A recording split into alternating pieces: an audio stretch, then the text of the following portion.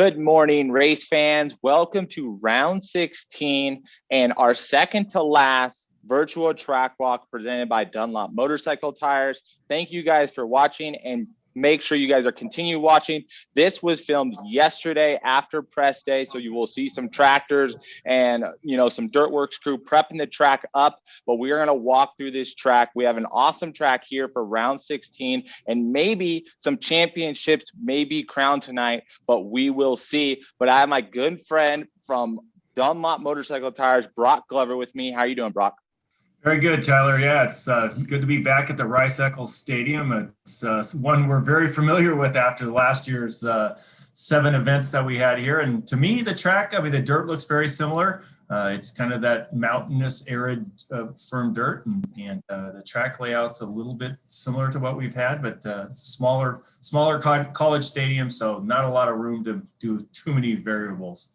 Yeah, unfortunately, this is the smallest floor plan on the circuit right now, and there's just not too much room for creativity just because you want to fit as much as you can into the floor. So the lap times aren't those 45 seconds. We want to be trying to get up to 55 seconds at least, but it's going to be hard in this stadium. I know the Dirt Works crew has steepened up a lot of the rhythm sections as we're coming through this first Honda, tough block rhythm section right here. So the obstacles are going to be steeper, and they're going to try to keep that steepness throughout the day. But you can see this dirt, if they can keep moisture in it, is actually pretty good. As you just seen, that Rocky Mountain Bowl corner through, had a couple ruts, but we're going into the most technical part of the track right now, into this Monster Energy rhythm section. And as you can see, the dozer has been breaking it up, knocking a little bit of the tops off just because it was quite steep through this rhythm section when the riders were going through it. So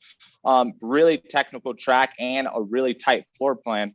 It's going to be interesting to see who excels through this track layout. Well, you mentioned the word steep a couple of times there, and what that does for, some people that may be not familiar, the steeper the jumps are, the slower the track becomes because the riders can't hit it with as much speed. So they're trying to increase the lap times a bit.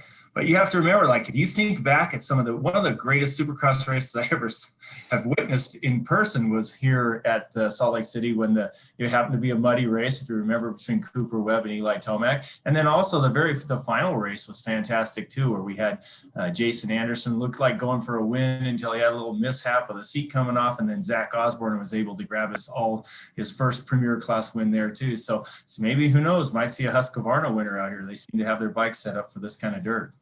Yeah, and if we remember right, the Husqvarna, Rockstar Factory Husqvarna team did a podium sweep with Jason Anderson, Zach Osborne, and Dean Wilson to round out the podium spots for the last round of the 2020 Supercross season. So they have the setup. I was talking with a lot of teams yesterday on elevation setup, and they were going a tooth up on that sprocket, a few ECU changes on the bikes, but nothing too drastically. But, I think the reason why Eli Tomac does so good here is when I was talking to Dave, there's his suspension guy, their bike is exactly the same that Eli Tomac, rides at Cortez, Colorado. So when Eli Tomac comes to this event, he doesn't do anything to his bike, and he just leaves it exactly how he has it in the elevation in Cortez, Colorado. So just something to think about as far as fantasy and who you guys are thinking about winning.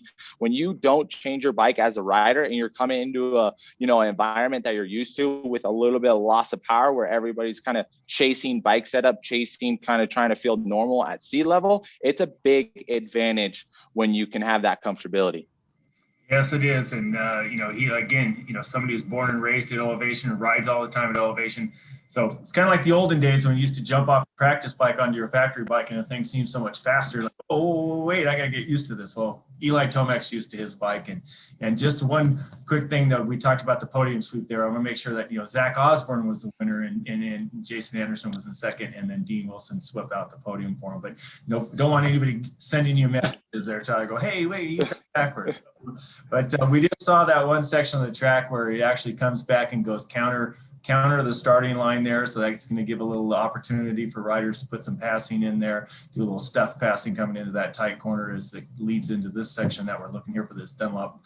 Big wave, tall berm, lots of room for passing. And if they keep it groomed and not too many ruts, we'll see them lead right off of that into the long set of whoops right here. And this is going to be a separator. What do you think, Tyler? Yeah, no, as we've seen last week, not as quite as long as that whoop section that we had last week, but this whoop section is going to have its challenges for sure, just because of this dirt and how everything's going to break down. These whoops are going to get chuckled, they're going to get slippery, and they're going to get rough throughout the night. So whoever can find the smoothest line, even if it's jumping or it's skimming, and be consistent through those whoops are going to have a definite advantage throughout the whole entire track. And, you know, these corners and this elevation and this thin air sure dries out the track. So the dirt works crew are going to have a big, you know, challenge on their hands to keep this track, you know, keep the moisture in it, keep the dirt good. But it's just going to be a losing battle throughout the day. But it's going to be a rough track, and we've seen that come into play a lot. Yes, and you know, as you're watching it, the fans are watching the sport and watching the race on the television coverage or on the Peacock.